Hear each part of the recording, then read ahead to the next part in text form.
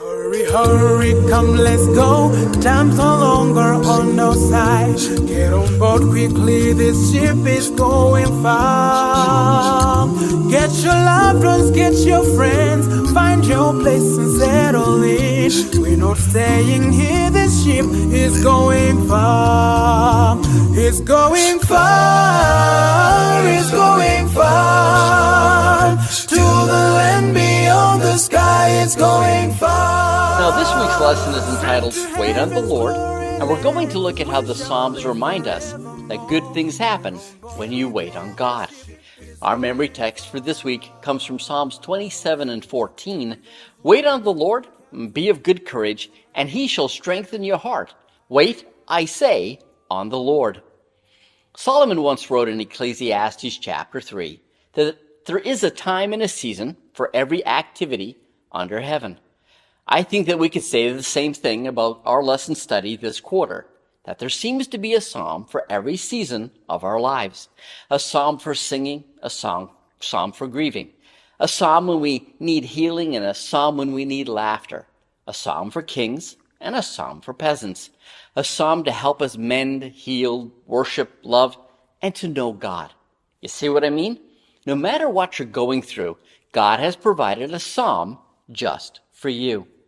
And this includes those times when there's nothing you can do but wait on God, which can be a difficult thing to do, especially when you believe that if you wait too long, you might lose something important. Which brings us to Sunday's lesson. Now, I don't know about you, but I hate to wait. I do. I'm a let's get it done kind of person. I'm goal-driven and task-oriented and such. I like to get things done. Don't get me wrong. I don't like to rush either, but I like to get things done. And the truth of the matter is, I hate waiting because it reminds me that I'm not the one in control. I know this because what I'm waiting on are forces outside of my control. For example, there was a time when one of my kids was very sick. We were just coming back from a mission trip to Belize, and my daughter became very ill on the trip home. We rushed her to the hospital not knowing what tropical disease she might have picked up. So there I am, waiting for the doctors to run their tests to figure out what's going on. But I'm worried and anxious because there was nothing I could do but trust the doctors with something I wanted fixed. And I mean fixed right now because our need was urgent. Now, here's the thing. There is a psalm for those times when your situation is dire, those times when you need God to do something. Those times when if God doesn't act, all will be lost. There's a time for those psalms. The psalm, Wait on the Lord, and we'll talk about that a little later in the week. Monday's lesson starts out with the idea of peace. Now, I'm thinking and praying about this, and I think back to when my daughter was sick after our mission trip to Belize. There I am. I'm waiting for the doctors to run their tests so they could figure out why she was ill and what they could do about it.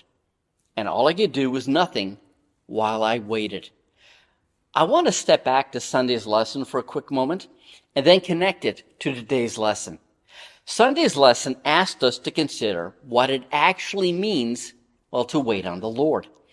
And what we discover is that this word for wait doesn't mean to sit around and wish for the best. To wait on God means to have hope because you're expecting God to do great things. You see, the Hebrew word Isaiah uses for wait means to wait with hope and expectation. So how do I know that I'm waiting on God with expectation rather than wishing that God might help me? To answer that question, ask yourself, what do you expect will happen in your situation? You see, when I went to the doctor, I expected him to come back with a diagnosis and a treatment plan. And sure enough, he did. My daughter had scarlet fever that was transmitted to her by a honeybee that had stung her. Now, we come to David, and he's in trouble. He's being hunted down, and there's a bounty on his head. Make no mistake, King Saul wants him dead. So how does David respond to this threat on his life? What he doesn't do is sit around hoping or wishing that God might do something about it. David doesn't do that. Instead, David breaks out into worship because he expects God to do something about his situation. As in, he knows that God will intervene and do something about King Saul. All David has to do is get out of God's way and let God act. This is why David never killed Saul or accused Saul or shamed Saul or attacked Saul. David simply got out of God's way and let God do what David expected God to do, which was to save him. This is what today's lesson is about. It's about us surrendering our sense of justice, our need to seek revenge, and our faith in our ability to save ourselves. As they say at every 12-step recovery program, it's about letting go and letting God. And when you learn to let go and let God do what God is very good at, that's when you start to experience peace. Peace because you know that God is for you and He will take care of you. One of the things I love about God is that we're told, that God doesn't change. As a matter of fact, He can't change who He is. Now, why is this thought important to today's lesson? Because the God who saved you in the past is still the same God who can save you today and in the future. Think about it this way. God's love for you hasn't changed. God still cares about you. God is still for you, and what He wants is what is best for you. He demonstrated that in the past, so what makes you think He doesn't feel that same way about you today? For example, I love my wife. There are times when my wife will run into a problem or a situation, and she will come to me because she wants me to help fix it. Now, here's the thing. She doesn't wonder if I will help her or if I will fix it. She knows that I will help and that I will do everything I can to help fix it. She knows it because of my past performance. Whenever she came to me in the past, not only was I willing to help, but I was eager to help. Oh, now, the first time she asked for my help, she wondered if I would, but the more she asked and the more I helped, the more confident she became in asking. Now, fast forward to today, and my wife never has to wonder about my willingness or eagerness to help. Why? Because my love for her has not changed. Well, actually it has. My love for her has only grown stronger and deeper. And that's what my wife puts her faith in, my love for her. Now, when she asks me to do something for her, all she has to do is step out of the way and let me do my thing. And by the way, it goes both ways. There are times when I ask her for help, and then I get out of the way, fully expecting her to do those things that she's really good at, and I'm not. The psalmist knew that they could count on this one thing, that God's love for His people had never changed. Look at the deliverance from Egypt. The parting of the Red Sea, the law at Sinai, the manna, the cloud, the pillar of fire, and the rock that gushed with water. They could look at the changing of the seasons, the harvest and the rain, the times when God delivered them from enemies that outnumbered them 10-1. They could look back on God's willingness to redeem in the past, and they knew that they could count on Him in the present, because God's love, it never changes. Have you ever come to the end of the week and you plop yourself down in your favorite chair or maybe your bed and you say to yourself, thank God for the Sabbath. I'm so glad this week is over, or maybe you've said something like it. I know I have. Now, I've never been surrounded by enemies like David was, but I've had my fair share of battles. Sometimes I battle with the kids or I battle with traffic. Sometimes it's the boss or a grumpy neighbor, or sometimes I'm battling with our finances. Sometimes it's not a battle, but maybe you struggle with stress, anxiety, or depression. You get my point. Sometimes life can be difficult, and what you need saving from is the stress of everyday life. Or maybe the biggest battle you fought this week was with yourself. You know, you fought with temptation or a bad habit or some character flaw you've been working on for the past year or so. Maybe it was your tongue or your temper. Maybe it was your appetite or your attitude. And at the end of the week, what you needed saving from is you. And this is where the Sabbath, well, it comes into play, because it first reminds us that we are God's creation, that no matter what happens, God has his eye on us. Now, the truth is, if God can create a universe, then he can handle your boss, he can handle your finances, he can handle that grumpy neighbor, and he can certainly handle anything that life throws at you.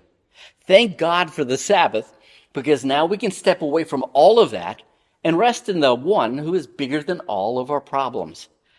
Now, add to that the fact that the Sabbath not only reminds us of our creation, but it also reminds us of our salvation. The one thing I love about the Sabbath and salvation is the fact that I can rest in the fact I'm not perfect, but I'm still being sanctified, that my salvation has been secured by Jesus, that I can actually rest from my efforts to save myself and rest in what Christ has done to save me. As the lesson points out, the Sabbath reminds us that it is God who sanctifies us and sets us apart as his special people. And personally, I think that's worthy of a psalm. Today's lesson reminds me of a saying that goes something like this: it's always darkest before the dawn. It's another way of saying that things seem to get worse before they get better. But it means more than that. It means that no matter how bad things get, that somehow we believe that things will get better. And the truth is, there are times in life when we face problems and challenges that seem hopeless or filled with one problem after another. And it's at these times that things can seem really dark and foreboding. Those are the times when we need to remember this phrase: it's always darkest before the dawn. Just when things seem hopeless or never-ending or extremely dark, just when you feel like there's no way out or there's no solution to your problem, that's when the dawn comes and something unexpected happens that lifts our mood and shows us that there was a way out after all. I think this is what David meant when he said, "Weeping may last for a night, but joy comes in the morning." David experienced as many ups and downs, triumphs and sorrows as anyone in life. As a shepherd, giant slayer, folk hero, warrior, fugitive, exile, father, and king, he had seen it all, and was certainly no stranger to the unexpected and unpredictable nature of life. But in everything, David, who is referred to in the Bible as a man after God's own heart, kept his eye on God. When times were tough, he cried out to God in frustration, and when God was faithful, David lifted his voice in praise. As someone who had experienced a lifetime of heartache and godly favor, David wrote from experience, knowing that any pain, anxiety, and struggle he would face in life, well, they were only temporary. In his darkest and most desperate hours, David had called out to the Lord, and God had answered every time. No night lasts forever. The sun will always rise, and with the dawn comes the blessings and the favor of God, who is hard at work to bless, strengthen, and deliver his children. David had seen this time and again. Life may not be perfect, comfortable, or free of pain and struggle, not even for the most faithful servant of God. But in the midst of our pain, uncertainty, and fear, God is always with us and working for us.